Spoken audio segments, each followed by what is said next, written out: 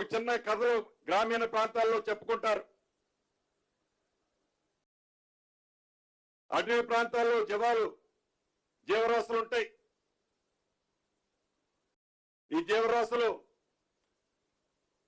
ఒకరోజు ఒక సింహం ఒక పంది ఎదురుపడ్డాయట. సింహం అడవి పంది ఎదురుపడ్డాయట. పంది ఈ సింహాన్ని రెచ్చగొట్టడానికి ప్రయత్నం చేస్తుందట. నువ్వేం చేయలేవు, నువ్వు అది చేయలేవు, నువ్విచ్చేయలేవు, నువ్వు ఎత్తుగా లావుగా ఉన్నావు అని ప్రేరేపణలు పేలుతుందట.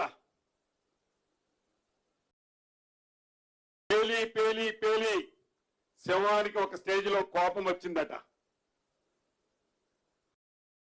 వస్తే సింహం 2 అడుగులు ముందుకేసేసరికి ఈ అడవి పంది పక్కనే ఒక పెద్ద గుంట ఉందట, బురద గుంట. పోయి ఆ బురద గుంటలో పోయి మొత్తం ఆ బురద పుచ్చుకొని వచ్చి ఇప్పుడు రమ్మంటుందట. అంటే అది బురద రాసుకుంటే ఆ బురద సింహం రాసుకుంటది. 10 సంవత్సరాల్లో ఏవైతే ఈ రాష్ట్రాన్ని కొల్లగొట్టి ఆ బురదని ఈ ప్రభుత్వానికి అంటగట్టాలని ఎంత తాపత్రయపడుతుందో